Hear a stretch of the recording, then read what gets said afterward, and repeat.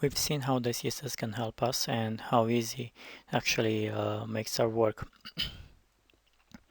Now let's take a look and see how the CSS is actually brought inside the XHTML.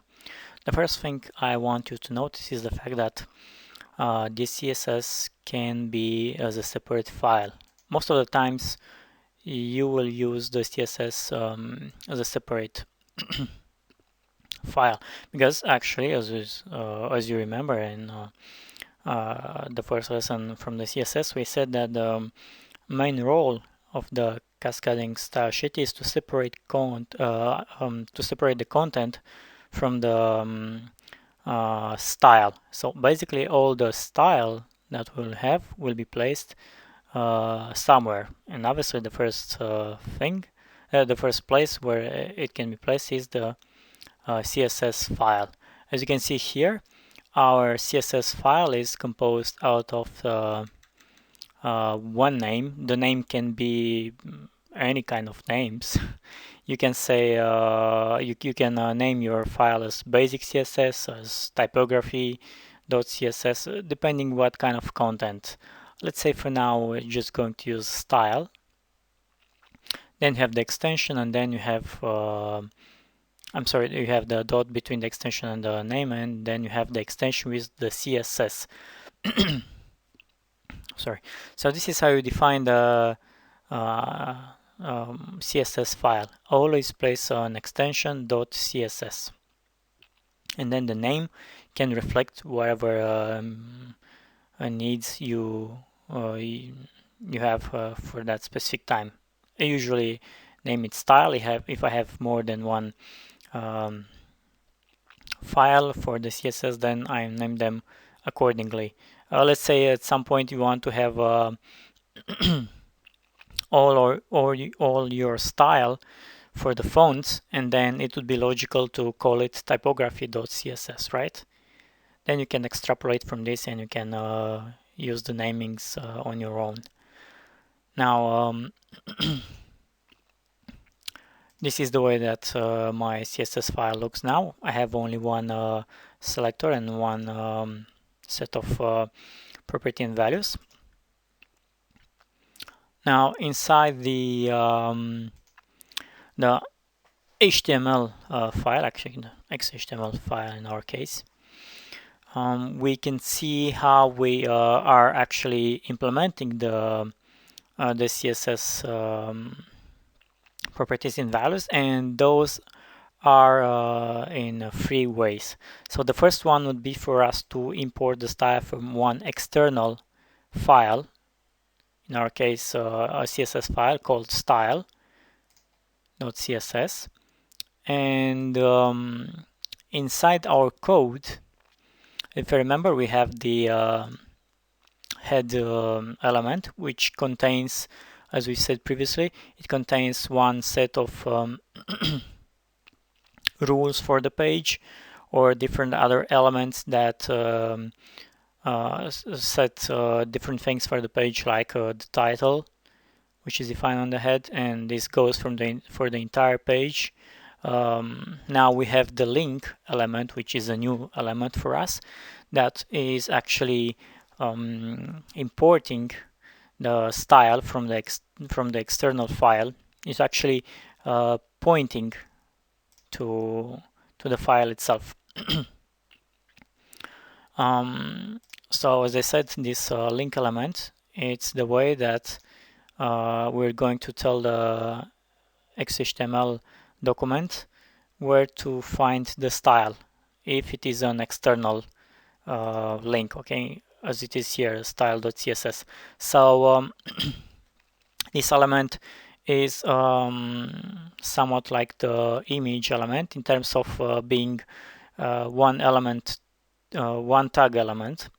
It doesn't really have something like this to end, okay?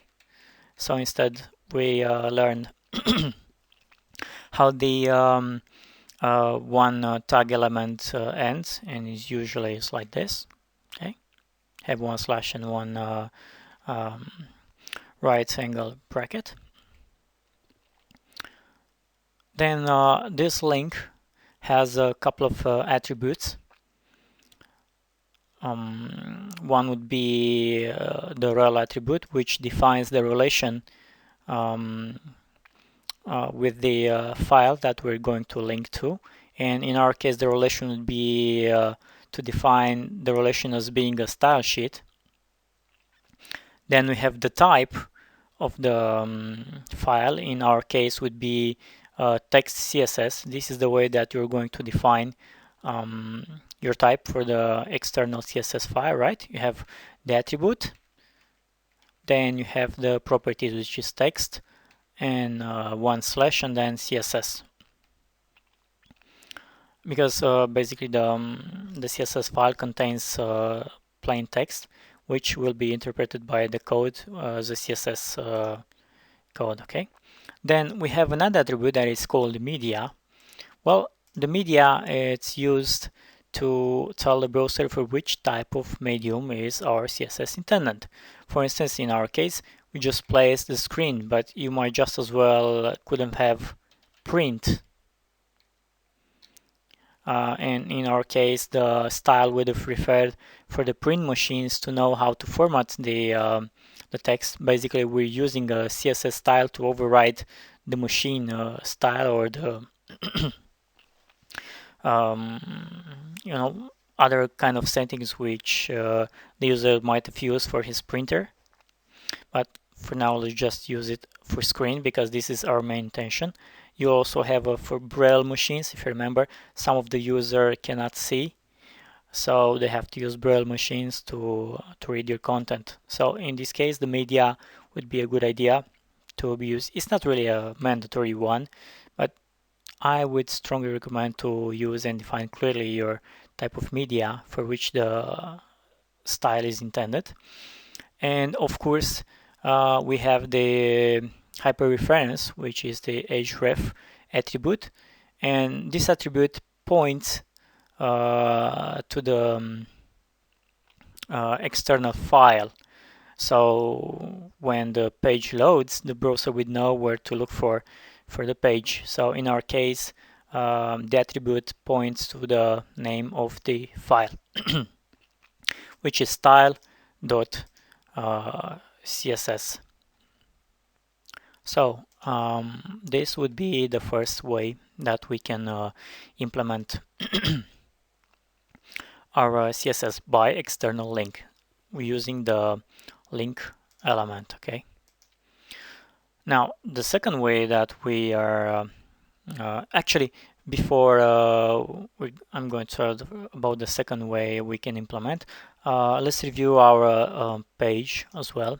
So you can see here we have the one heading style, one subtitle. Basically, this is H1, this is H2, and then we have a paragraph.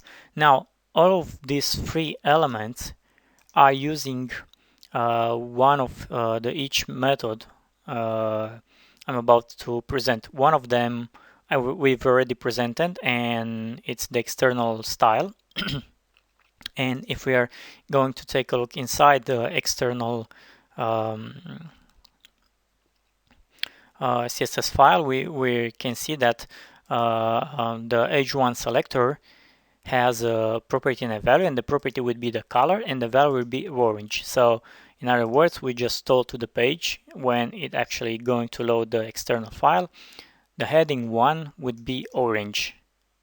Okay, and we can see there's nothing else stated there, and despite this, the subtitle and paragraph, which are the other two elements, are having different style. Now let's go back and see which are the other two ways we can import style. And the second one would be located again within the head, and this applies for the entire document, okay? And it's by using another element which is called style, and the style contains basically whatever we have here, only it's imported directly within the head itself. Although it's actually loading for the entire page and for the entire element, and it's also stated just one time. The only drawback would be that you'll have to copy paste this style inside all of your pages again. So it will be much more logical to use the style file.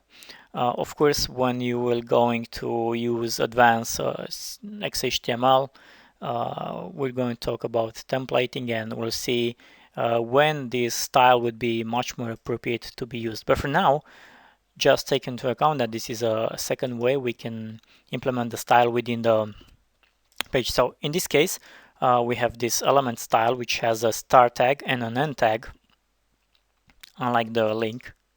Okay, and it also has one attribute, which is an important one. Let's say it's the type. It's basically like the one on the link. So we define the type of the style. So in our case, it will be text CSS. So inside it, we have the the P selector.